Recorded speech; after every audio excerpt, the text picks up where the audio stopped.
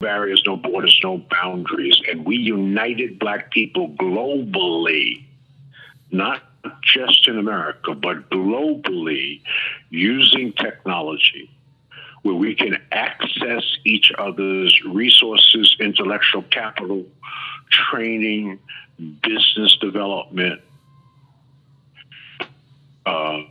human development. Just think of what the possibilities are using technology. We don't have to have land, although we have land. When you think about Africa, in terms of natural resources, is the richest continent on the planet. That is why everybody is there but black people. China is there. Wow. The French are there, right? So we don't have to come together in a landmass. We already control the richest and natural resources of land mass in the entire world. Right? What we have to do is come together to leverage more effectively our intellectual capital, our social capital, our human capital. And the easiest and simplest way to do that is with the click of a button. So I don't have to travel 10,000 miles to South Africa, and I was just in South Africa. I can click a button and access the best and brightest Africans in the world and develop partnerships, strategic alliances, joint ventures, trade knowledge, share knowledge, right? We assign people to read the books. They interpret the books and give us the lessons and give us the marching orders and give us the directions. All of this is possible through technology. So the world for us will be a different place in the 21st and 22nd century if we have enough sense to aggregate the 1.6 billion Africans that are dispersed throughout America using technology. Right. Now, George, this sounds That's like... what that trip was about. Right. That's Now, this sounds like when you talked about the piece of connecting the dots, this seems like this falls right into place with connecting the dots. There you go, Rick. You know, I've been talking about that for 25 years. Right, right. Connecting the dots, right? So using technology, with the click of a button, we can crisscross the continent, do deals, learn from each other, coach each other, mentor each other, recycle black dollars globally, not just locally. So the potential and the possibilities of this and the vision for this is where we must go in the 21st century. This is the ultimate version of connecting the dots. And when I started talking about connecting the dots 25 years ago, the World Wide Web didn't exist. Wow. Right? It was just being developed. Right? But now it exists in ways that we can't even imagine. And it's still young. That's It reminds me when I watched the first black and white television set my parents bought when I was growing up in Brooklyn, New York, back in 1945. We got our first television set in 1951. It was a black and white television set. We couldn't imagine back then, right, what television and television sets would look like. My parents bought their first black and white, then they bought a color. I think they paid almost $1,000 back then. Today, you can buy a 65-inch screen television with HD for $1,000. So we can't even imagine what is the internet? I mean, think about this, Rick. What is the internet going to look like 25 years from now? Think about what it is right now. What will it look like 25 years from now? Yeah, What will be our capabilities with artificial intelligence, virtual reality, augmented reality? Are you kidding me? We can build a nation using technology. That's where I'm going. Wow. So I've moved from a network, which I named my company, Fraser Net, Right. and built a $1.2 million based network. That's the number of people on our digital platforms. Now we're going to move it from a network to a nation.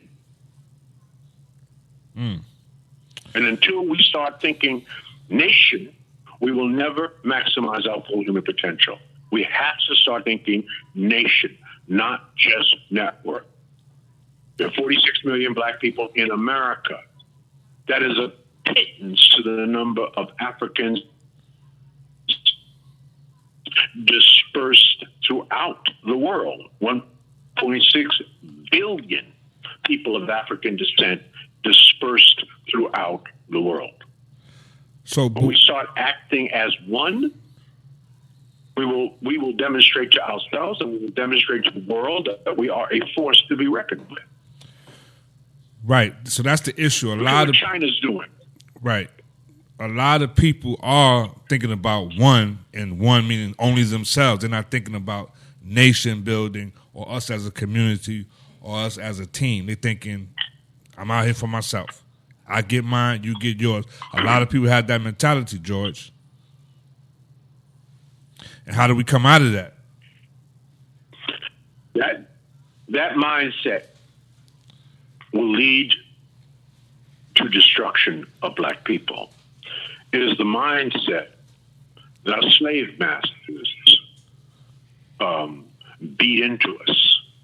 It was a typical divide and conquer mindset. When you had more African slaves in America in the late 1600s and 1700s than you had white folk, you had to create a psychology and a mindset, right, that would divide them so that you can control them. They all came from different countries, speaking different languages. It was difficult for them to communicate with each other, right?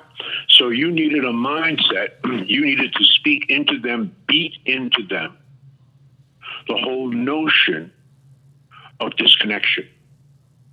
Because the minute they started talking to each other, right, understanding the state of their condition, they began the process of rebellion. And that rebellion ultimately, although it took 250 years, led to freedom. It came because we fundamentally united. We acted as best as we could as one. Mm-hmm. So we have to now begin changing the minds of our people to move beyond thinking just networks. And I'm not saying that networks are not important. They are. But that's the baby step to building a nation. And that's where we're going now. It's nation building time. And I know that I'm not the first one to say this, right? Mm-hmm. Marcus Garvey said this in the early 1900s. Right. Right? He did. So Garvey also said that he would return. Well, Garvey has returned. In fact, when I was in Africa for 2 weeks, guess who was with me? Dr. Julius Garvey, the son of Marcus Garvey. Wow.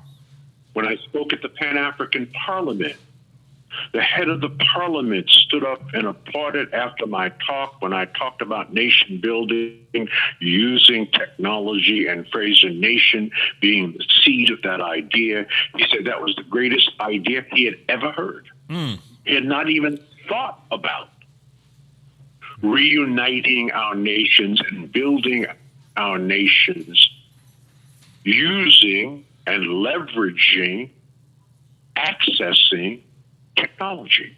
Hey, George, do you remember? We'd be a fool not to do that. Right. Yes. Do you remember the day, the moment when you realize, wow, I'm here for something very, very special.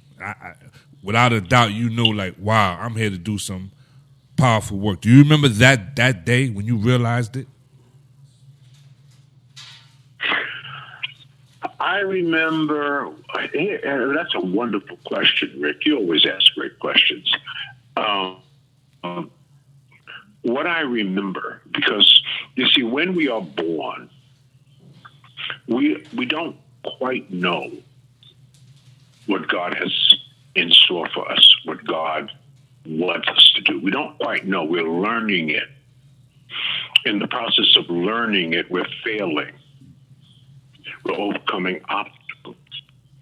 And the obstacles are put in our way so that we learn the lessons necessary to take us to the next level of thinking, right? So obstacles are good, right? So we don't quite know. We're learning, right? So our lives, Rick, evolve.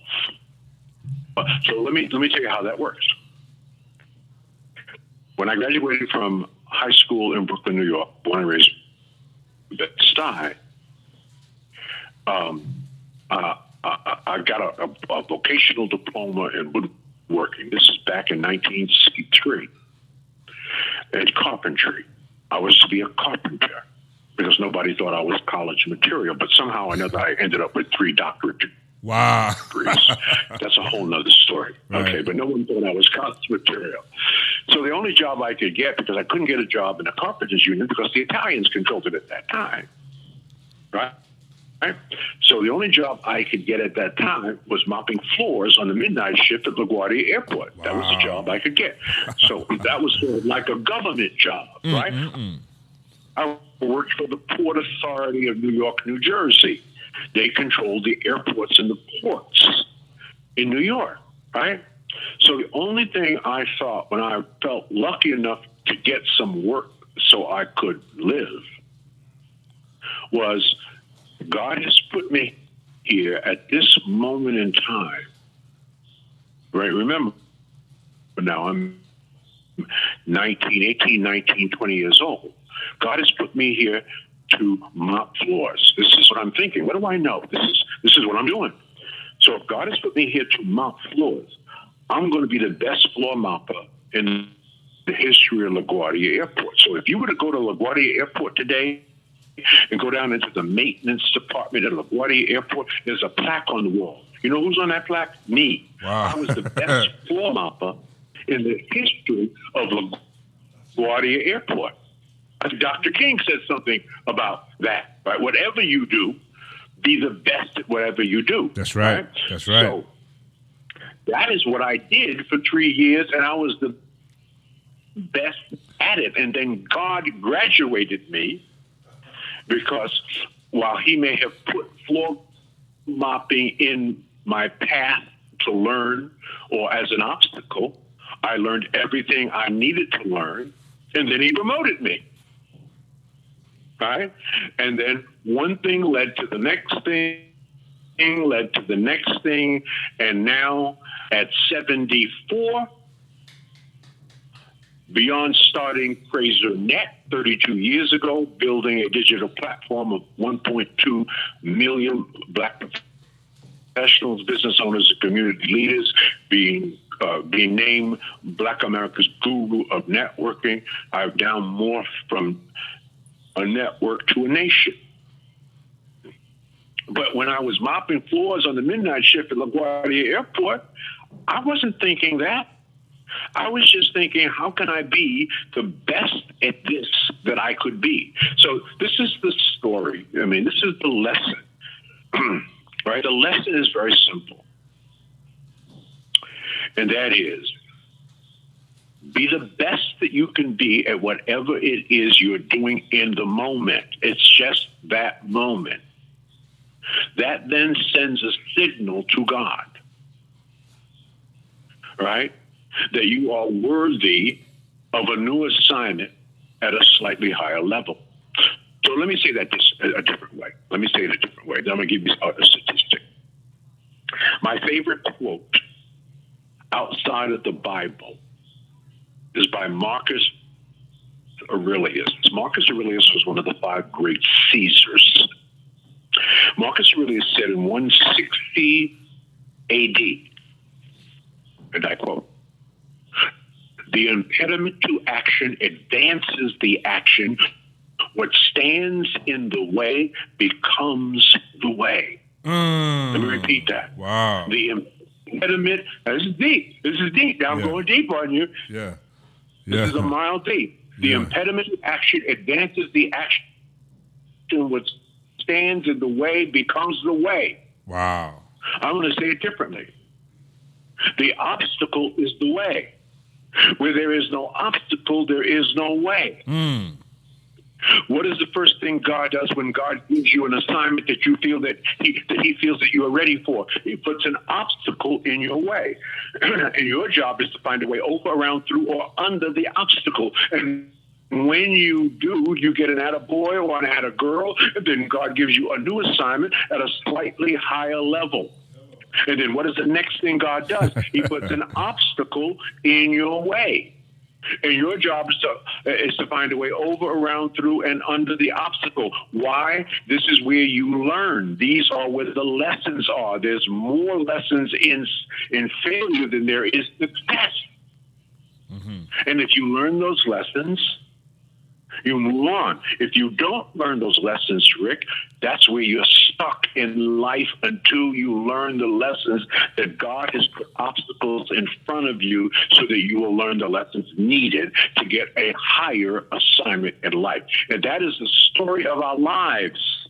If you look back on your life, Rick, if I look back on my life, there's been a series of overcoming obstacles. Proving myself worthy. Let me say that in economic terms. Nobody is going to give you $1 million that has 1 ounce of sense if you have not proven that you know how to properly leverage and manage $10,000. Right. That's right. Absolutely. Right? Absolutely. So God is not going to give me the responsibility of introducing the idea from a tactical, strategic, and practical standpoint, using technology to build a nation of African people without first building a network of African people.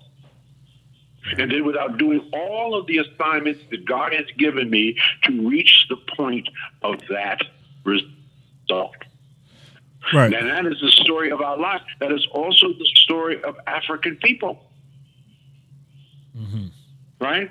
So, yes, there were millions of African people who were enslaved in the Americas. No question about an obstacle. That's an obstacle.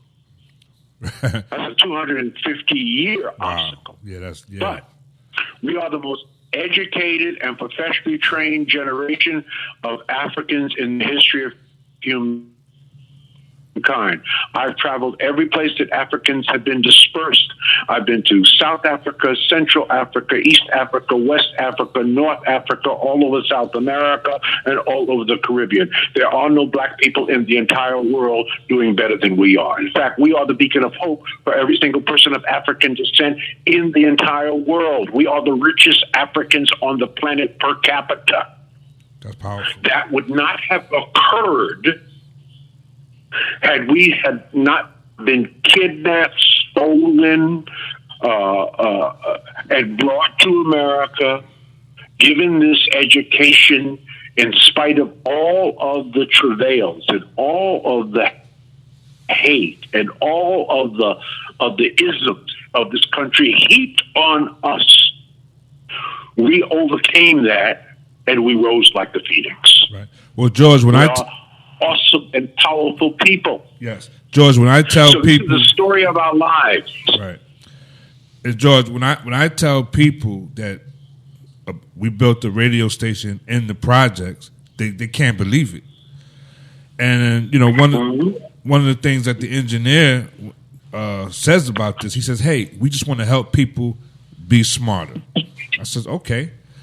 So my question to you, George, is what can we do from with this tool that we have in our hand, as Adam Clayton Powell said, what can we do to help make things better with what we have in our hand? All right, so here are three things.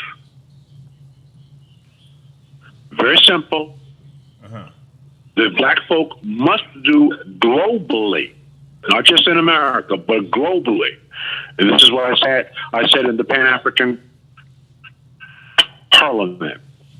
So I make it as simple as possible. Right, that helps. Because complexity is the enemy of execution.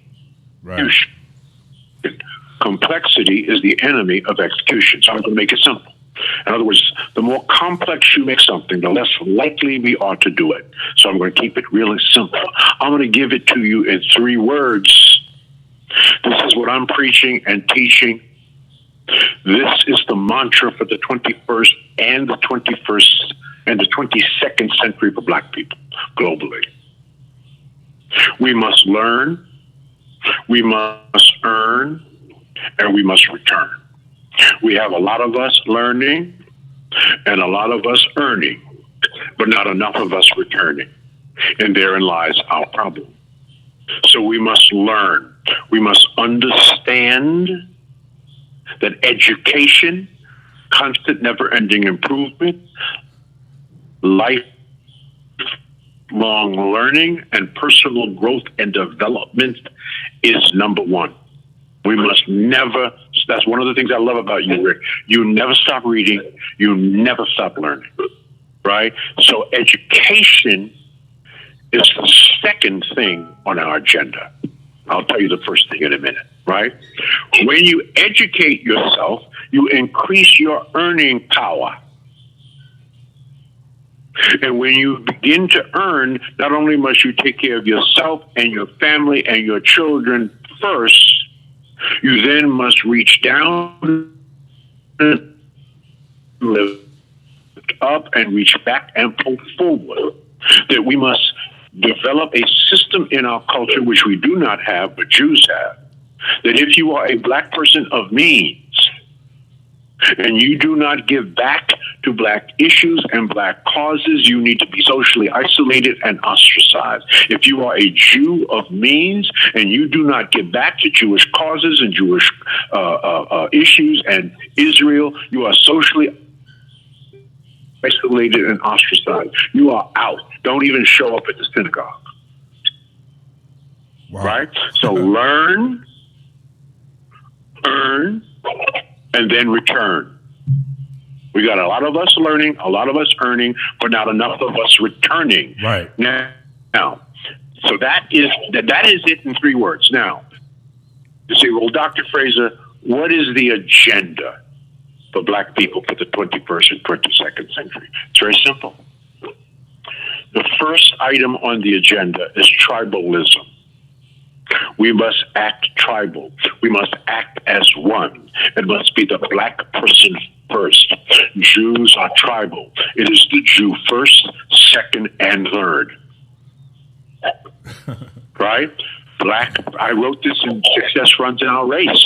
I wrote this 25 years ago in this best-selling book that still sells 10,000 copies a year 25 years later. I begged black people to think race and culture first.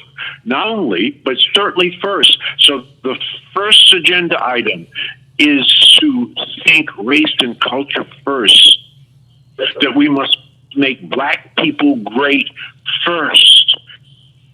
We must aggregate our resources and use it to make our people great first. That's a form of called compassionate tribalism. That's agenda item number 1. Agenda item number 2, I already told you, and that is education. Our parents told us this. I'm saying this. Every generation of elders that has come and gone has also said the same thing. Education.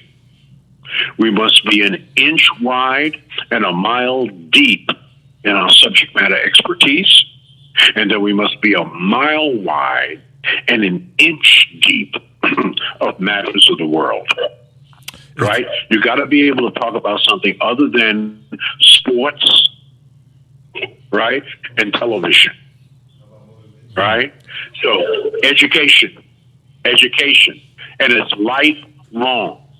I saw a statistic the other day that I refused to believe. It said that 67% of African Americans, once they graduate from college, never read another book in their life. Wow, that's well, crazy. Any Negro, and I say Negro, and I spell it Negrow. Any Negro that is not reading needs their black ass kicked. All right. How you gonna read when you watching TV?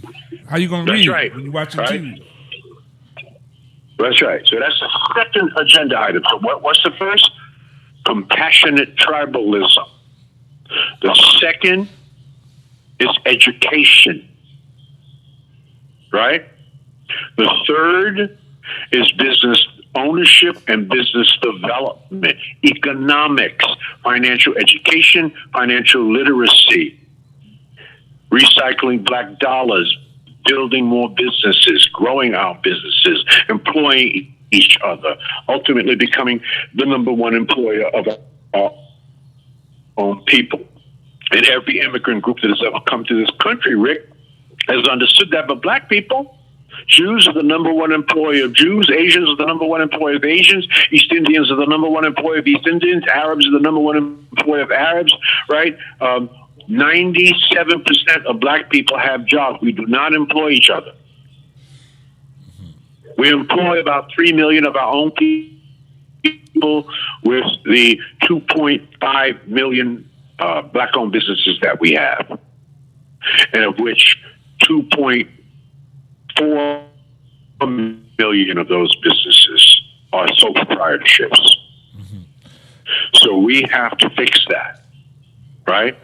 Business ownership, equity and ownership. That's what Fraser Nation is about.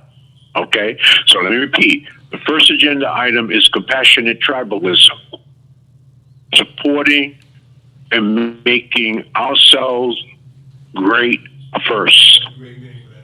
Second, education, personal growth and development, lifelong learning, constant, never-ending improvement. And it doesn't have to be a 4-year college degree. We want you to get a 4-year college degree if you're feeling that, but you can get a trade, right? There are all kinds of things that we can do, right? So education.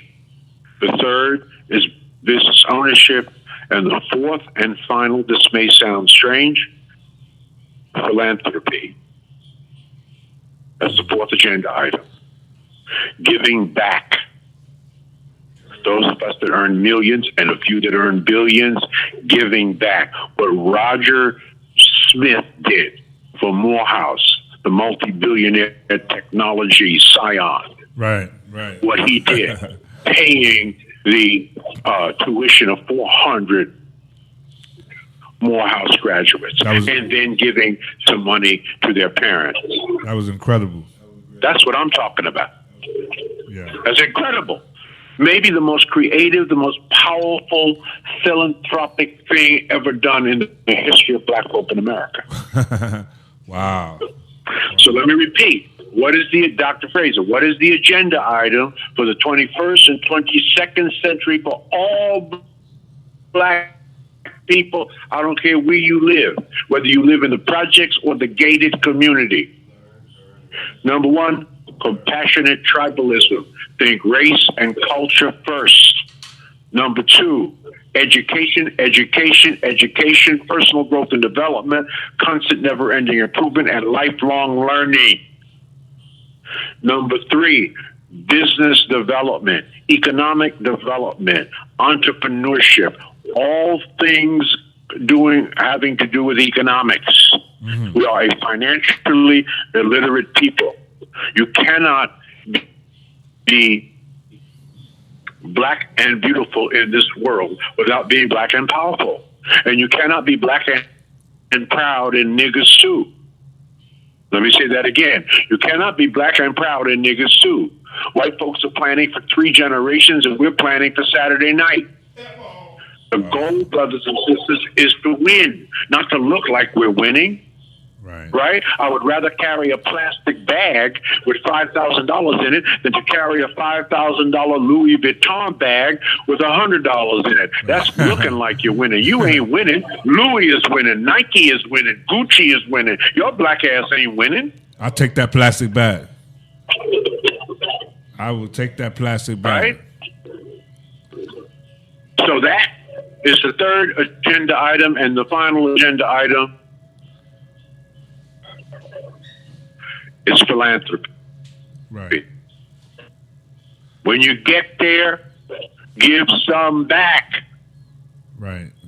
Understand that you are drinking from wells that you did not dig.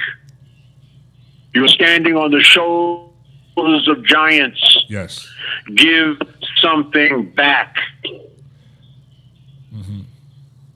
That is all simply said, and what I first said, and that is we must learn, earn, and return. Right. Am I clear? Absolutely. Now, Dr. George C. Frazier, your next book, The Black Manifesto, what is that going to be about? Anybody that wants to see the Black Manifesto, anybody wants to see our Declaration of Interdependence, the preamble to our Constitution, and the Constitution for Fraser Nation. There are 14 articles in our Constitution. We have our own flag. Go to onefrasernation.com. One O-N-E FraserNation.com. F-R-A-S as in Sam, E-R, nation.com. OneFraserNation.com. You can read our preamble, our Constitution, our Declaration of Interdependence. You can learn all about the nation, and therein lies Fraser Nation's manifesto. We got to get together to get ahead. Right. That's unless we do that, we are doomed. Well, George, I would like for grant projects, community radio, GHCR to be a part of that, and also WHCR to be a part of that as well. Absolutely. Right. Absolutely. We'll make you one of the official radio stations of the nation. All right. All right. The nation. This is about training and education. We have everything we need to succeed, Rick, except each other. Jews have each other. East Indians have each other. Arabs have each other. Asians have each other. We don't have each other. Mm-hmm. So until we have each other, until we are thinking nation time, right, we will not be what God has put us here to be. Now, we got to remember, brothers and sisters, those of you who are listening, we are God's first people. Do you understand that? We are God's first people. The first Homo sapien bones were found in southern Ethiopia 200,000 years ago. Africans began to migrate out of Africa 60 to 70,000 years ago, and the first place they went was to Eurasia. So, for 130,000 years, Africans ruled the world. The first great civilizations, in case no one has told you, brothers and sisters, is in Egypt. And by the way, Egypt is not in the Mediterranean, it is in Africa. Wow. Therefore, Africans, not Arabs, created the first great civilizations. I've been to Egypt 3 times. Go visit the pyramids of Giza, still standing 5,000 years later. Do you think the Empire State Building will still be standing 5,000 years from now? I don't think so. But the pyramids of Giza are still standing. Go into those pyramids. Go into the Valley of the Kings. Go into those tombs of the great pharaohs. And look on the walls and see what they painted and wrote. They are black people, all different shades, from blue black to light black, just like there is right now, just like I saw in South Africa, just like I saw in Ghana. Right. They are Africans. Right. Wow. We don't know who we are. We don't know our history, and therefore we suffer from low race esteem.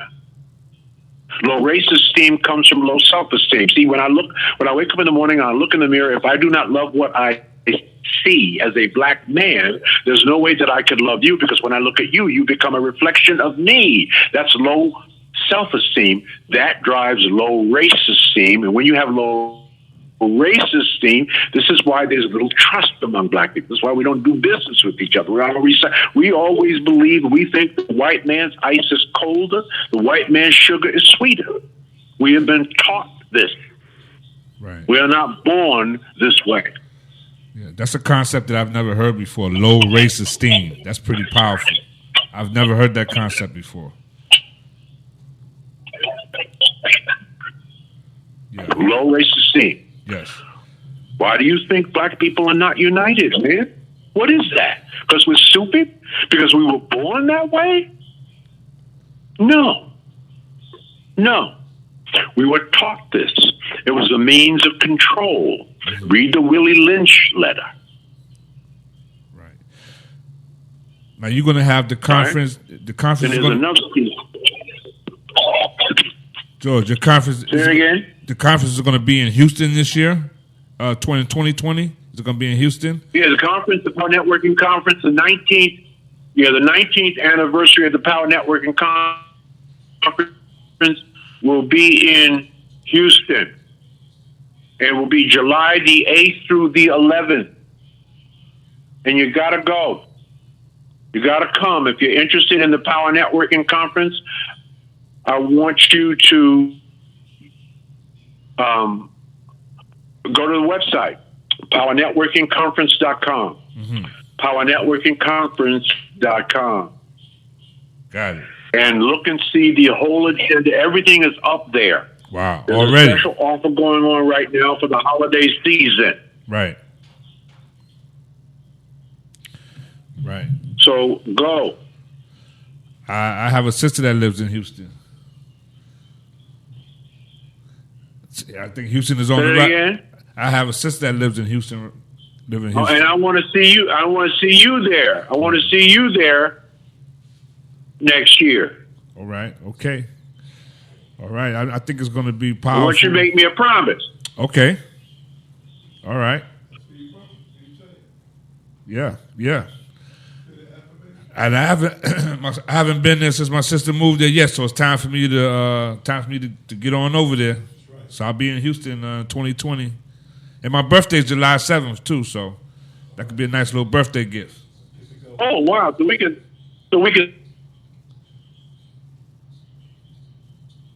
What's that, George? right? Say it again? We can celebrate your birthday. That's it. That's it. That's right. Maybe we'll have a birthday party for you. Right. Right. One of the things I think this is important also to give people confidence, and I think that's physical fitness. Do you have anything for physical fitness to go into the program, George?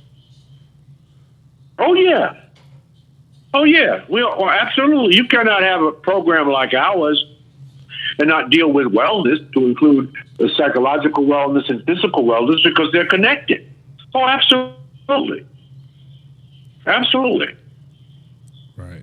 So we deal with physical fitness all the time. And every conference, our conference starts at 6 o'clock in the morning, and you have three options. You have meditation, you have prayer. There's a prayer room, there's a meditation room, and there's a physical fitness. We've got a sister who does some physical fitness. So, absolutely. Right. Wow, that's powerful. Absolutely, no question about it. Right. Well, George, that's one of the best ways to help people build confidence and self-esteem is through physical fitness, and like you said, health and wellness. Right. Right. Wow. This has been. Well, it has to. What Say was, it again. no. What did you say, George? I'm sorry, I didn't hear you. Go ahead. No. I was just saying that physical fitness and wellness is a great way to build confidence and self-esteem. Oh yeah, absolutely. Right. We're psychologically wounded people. We have deep scars. We pass them on to our children from generation to generation. So we have to resolve that. We have to solve that. So let me say that differently. White people will not be saving black people. In fact, white people are not even thinking about black people. You know who white people are thinking about? They're thinking about white people.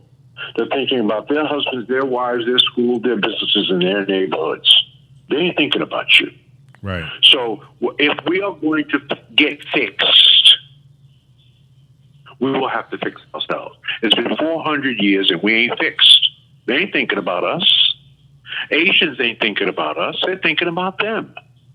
In fact, the only time they think about us is when you buy some Chinese food from the urban Chinese food store in your neighborhood. That's when they think about us, right? In fact, if you go into a Chinese restaurant and there are 4 brothers waiting on you, leave. That ain't a real Chinese restaurant because Asian people don't employ black people. Guess who they employ? They employ Asian people. Wow. They ain't stupid. Wow. Right?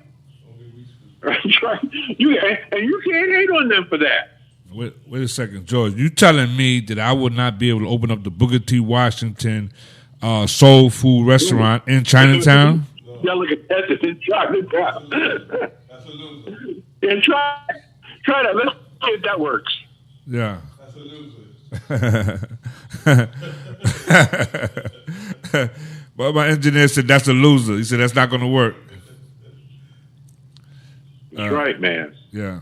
So we have work to do, and no one's going to do this work but us. And the time is now, Rick. The time is now. Mm-hmm. Right now. Right? China is not in Africa for charity.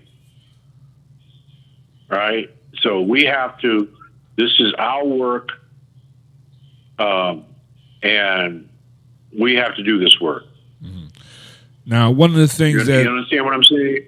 Absolutely.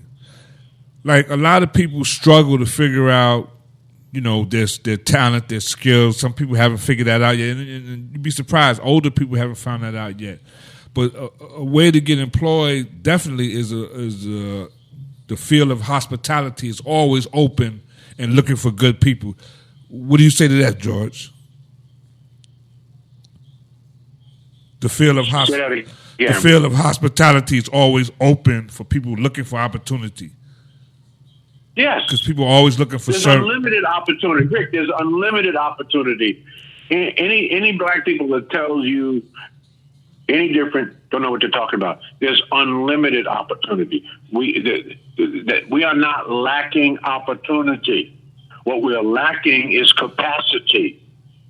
So the 21st century for us must be about building our capacity to take advantage of the unlimited opportunity. There's unlimited opportunity here in the United States, the greatest country in the world, and there's unlimited opportunity in Africa. Mm-hmm. Unlimited. Mm-hmm. So I don't want to hear it. The question is, do you have the capacity? Do you have the knowledge? Do you have the learning? Do you have the education? Do you have the experience? Do you have the skills to take advantage of the opportunity? Right. Right.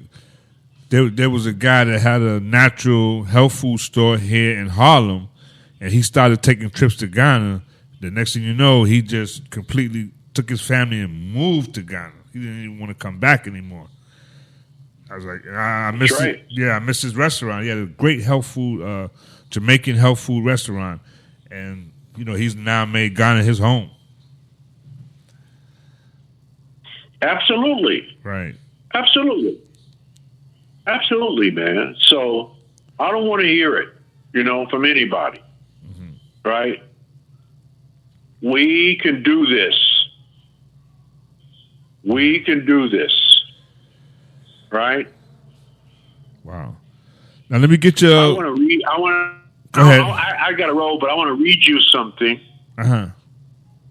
I want to read your audience something you may not have heard before.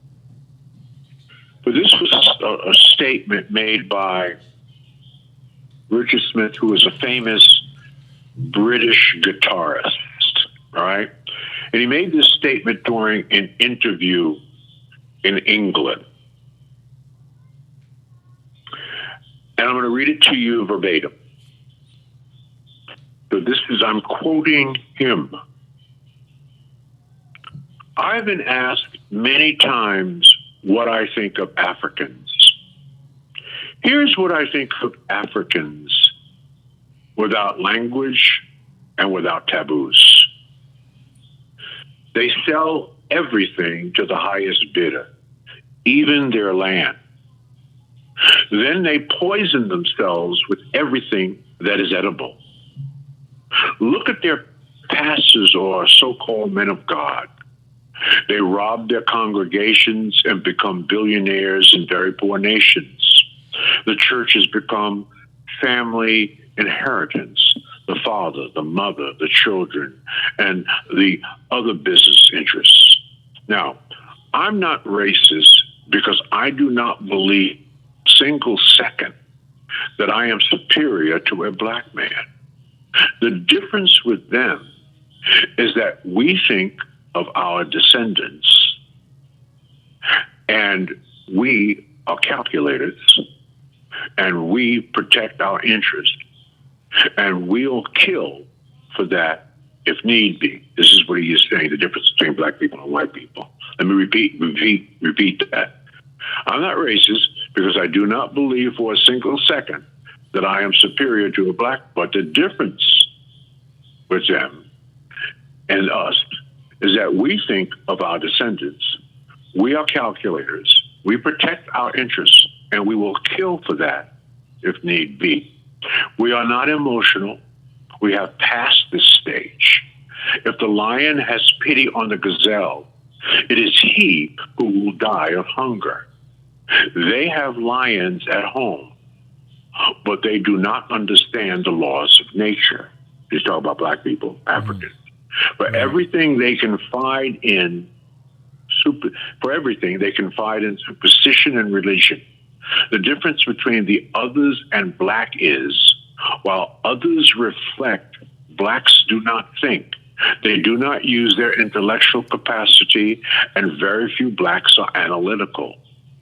And when a few black people pierce through, we admit them to our side or eliminate them in one way or another, most often with the hand of other blacks.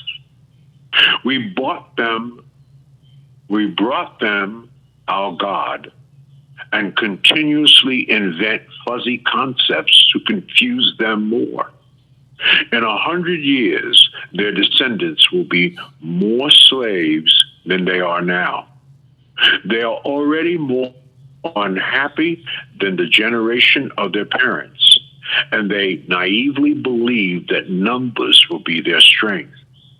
Just watch how they drown at the sea to come here. We conquered blacks with a few tens of hours and the active help of theirs. We forced them to speak and write in our languages. They even judge each other by how much one can speak like us. We control their descendants more than we control them right now. Other people understood our game, like the Chinese and the Indians and the Koreans. They started to use the same technical knowledge as us to protect and to dissuade, but the blacks did not understand anything. Now, I'm sorry to be so brutal in my franchise. Nothing personal. I'm just making it plain.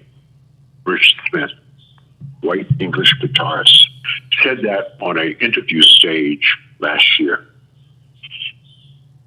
Wow. Doug, you have a question? Yes, I Engineer do. Doug has got a question for you, George. Okay, hey, George, thank you so much. All right. Well, first of all, George, thank you so much for being here and dispersing the knowledge. And by the way, you have a great last name. My question is, Rick, you're going to have to repeat. Rick, you're Oh, you going to gotta have to repeat it repeat the for me. question Yeah, because yeah. I can hardly. He said, "Thank you for dispersing this information." And his name is spelled Frazer. So he was saying that you have a great last name. and my question is, Right. We might be related. well, Z-I-E-R. But anyway, you're right. That's my cousin. Right. My question is, he has 3 doctors. Can you let the audience know what they are? He said he wanted to know about your 3 doctorates. He wanted to know what they are for, the 3 doctorates.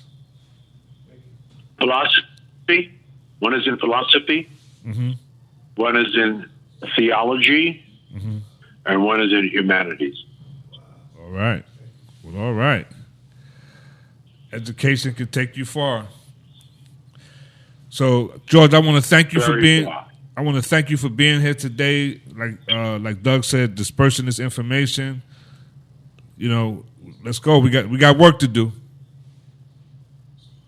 We got a lot of work to do, but we can do it. We're all that in the bag of chips. I am a race man. I have the ultimate confidence in our people, and I know we will understand, and I know that we will move because God has blessed us. We are His first people. He will not let us fail. Okay. Thank you, everybody. Love you, and let's stay connected. Thank you, Dr. George C. Frazer. All right, now. Thank you. All right. Bye-bye. All right.